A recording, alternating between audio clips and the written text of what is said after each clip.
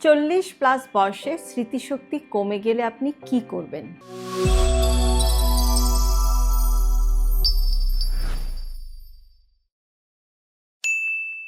শুরু করছি একদম বাস্তব অভিজ্ঞতা দিয়ে।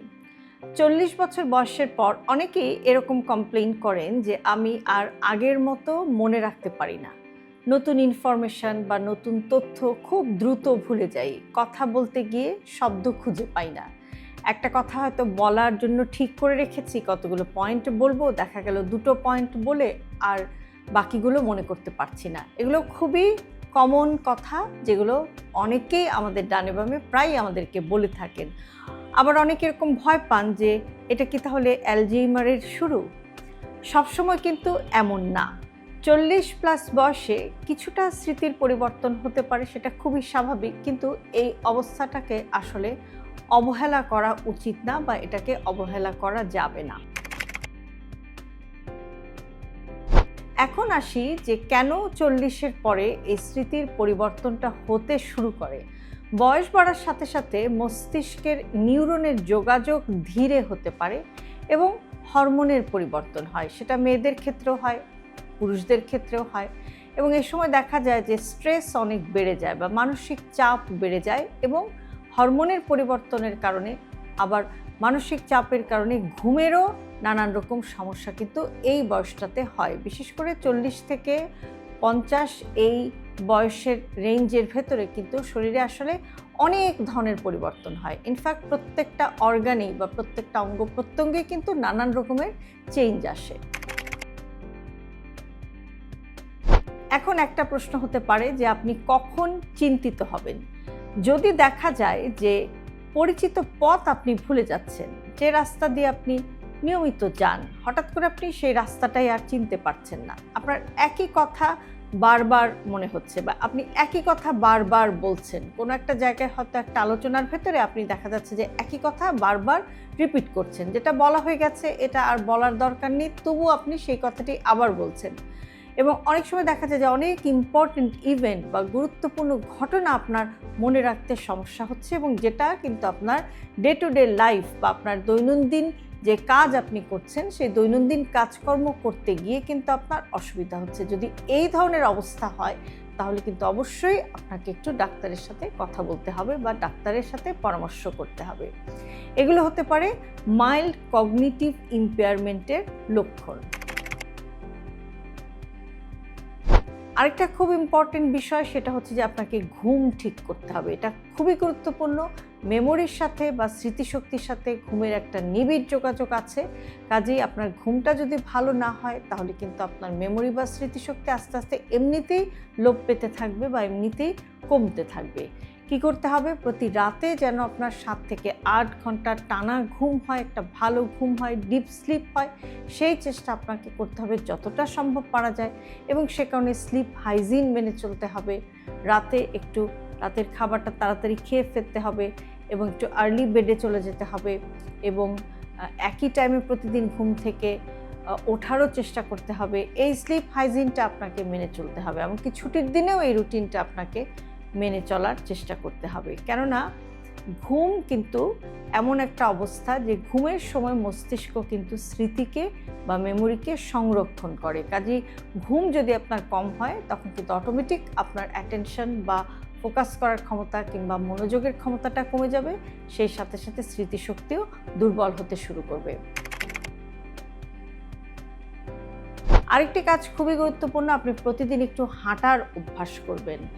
অর্থাৎ যে কোনো একটা ব্যায়াম, বিশেষ করে হাঁটাটা, অর্থাৎ দ্রুত হাঁটা বা ব্রিস্ক ওয়াক যেটাকে আমরা বলি, একটু দ্রুত হাঁটা, এটা যদি আপনি নিয়মিত আধা ঘন্টা প্রতিদিন করেন সেটা কিন্তু আপনার ব্রেইন বা মস্তিষ্কে রক্ত সঞ্চালনটাকে বাড়ায় এবং নতুন মস্তিষ্ক কোষকে সক্রিয় করতেও এটা কিন্তু সাহায্য করে।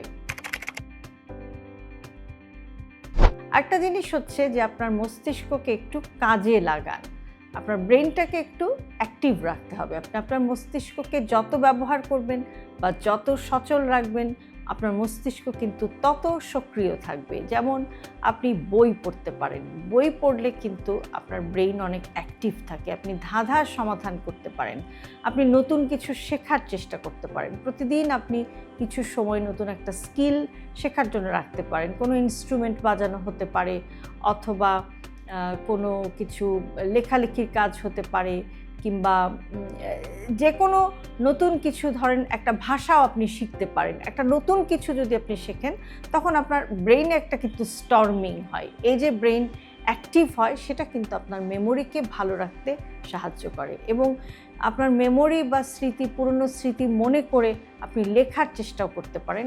লেখালেখিও কিন্তু আপনার স্মৃতিশক্তিকে আবার ফিরিয়ে আনতে হেল্প করতে পারে। আরেকটা ইম্পর্টেন্ট বিষয় হচ্ছে যে আপনাকে স্ট্রেস কমাতে হবে, কেননা দীর্ঘমেয়াদী মানসিক চাপ কিন্তু আপনার স্মৃতিশক্তিকে আস্তে আস্তে কমিয়ে দিতে পারে।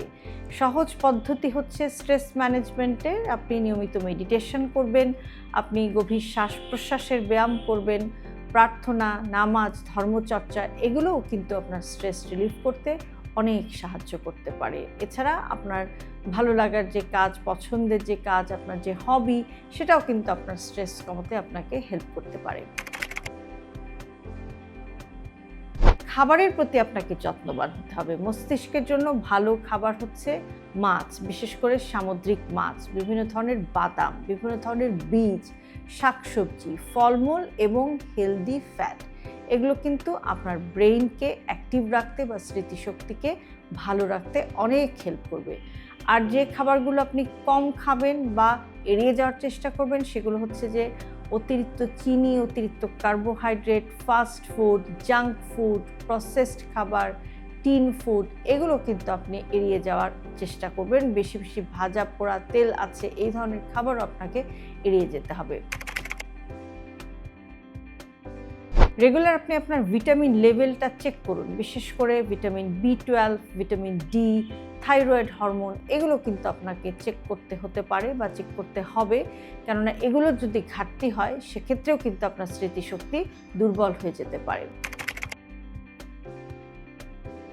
আরেকটি বিষয় হচ্ছে যে সামাজিক যোগাযোগটা বজায় রাখুন। আপনি মানুষের সাথে মিশুন, মানুষের সাথে কথা বলুন, আপনি আপনার সোসাইটিতে কন্ট্রিবিউট করুন, মানুষের সাথে সিলেক্টিভলি হলেও আপনি মিশুন। হয়তো এখানে অনেকেই প্রশ্ন করতে পারেন যে সবসময় সব মানুষের সাথে মেশা যায় না, কিন্তু বেছে বেছে হলেও আপনাকে সমাজে মানুষের সাথে মিশতে হবে, বন্ধু তৈরি করতে হবে, এবং বিশ্বস্ত মানুষের সাথে আপনার কষ্টের কথাটা শেয়ার করতে হবে, যেটা একদিকে যেমন আপনার স্ট্রেস কমাবে, তেমনি আপনার মস্তিষ্ককে অ্যাক্টিভ রাখবে বা সক্রিয় রাখবে, যেটা কিন্তু স্মৃতিশক্তি বাড়াতে হেল্প করবে, কেননা একাকিত্ব কিন্তু আপনার স্মৃতিশক্তিকে দুর্বল করে ফেলতে পারে। একটা বিষয় হচ্ছে যে আপনাকে প্রচুর পরিমাণে পানি পান করতে হবে। প্রতিদিন অন্তত 7 থেকে 8 গ্লাস পানি আপনাকে খাওয়ার চেষ্টা করতে হবে, কেননা যদি আপনার বডি ডিহাইড্রেশন হয়, তাহলে কিন্তু মনোযোগ কমে আসতে পারে এবং স্মৃতিশক্তি দুর্বল হয়ে যেতে পারে। এখন আসি যে কোন অবস্থায় আপনি দ্রুত ডাক্তারের শরণাপন্ন হবেন। যদি দেখেন যে আপনি পরিচিত মানুষ চিনতে পারছেন না, পথ হারিয়ে ফেলছেন, আপনার আচরণে হঠাৎ অনেক বেশি চেঞ্জ দেখতে পাচ্ছেন এবং নিজের যত্ন আপনি ঠিকমতো নিতে পারছেন না, এরকম অবস্থায় কিন্তু অবশ্যই আপনাকে ডাক্তারের সাথে কথা বলতে হবে। একটা জিনিস সবশেষে বলবো যে 40+ বয়সে সামান্য স্মৃতি পরিবর্তন বা একটু ভুলে যাওয়ার টেন্ডেন্সি, এটা কিন্তু স্বাভাবিক হতে পারে, কিন্তু সঠিক জীবনযাপন করলে এবং একটা হেলদি লাইফস্টাইলের মধ্যে থাকলে আপনি কিন্তু অনেক দিন পর্যন্ত আপনার মেমোরি পাওয়ার বা স্মৃতিশক্তি ভালো রাখতে পারেন। একটা জিনিস মনে রাখবেন যে মস্তিষ্ক কিন্তু শরীরের অংশ, এটাকেও আপনার ভালোবাসতে হবে এবং এটা কিন্তু আপনার সুস্থ থাকতে আপনাকে অনেক হেল্প করবে। আজ একটি কাজ দিয়ে আপনি শুরু করুন, সেটা হচ্ছে যে 30 মিনিট হাঁটা, ভালো ঘুমের চেষ্টা, এই কাজগুলো করুন, তাহলে দেখবেন যে আপনার মেমোরি পাওয়ার আস্তে আস্তে ভালো হচ্ছে। কমেন্টে লিখুন যে আমি আমার স্মৃতির যত্ন নেব, কারণ সুস্থ স্মৃতি মানেই হচ্ছে সুন্দর জীবন। হেলথি লাইফস্টাইলকে জটিল ভাববেন না, আপনার দৈনন্দিন জীবনের ছোট ছোট অভ্যাসের পরিবর্তনই আপনাকে নিয়ে যেতে পারে একটি সুস্থ জীবনধারার দিকে। আর সে কারণে আমরা সব সময় সব ভিডিওতে বলে থাকি হেলথি লাইফস্টাইল সিম্পলিফাইড। আজকের ভিডিওটি যদি আপনাদের কাছে ইউজফুল মনে হয় তাহলে অবশ্যই আপনার প্রিয়জনের সাথে ভিডিওটি শেয়ার করতে ভুলবেন না। আর এরকম আরও ভিডিও প্রতিদিন পেতে সাবস্ক্রাইব করুন আমাদের ইউটিউব চ্যানেল এবং ফলো করুন আমাদের Facebook page with doctor Shahnaz Chowdhury.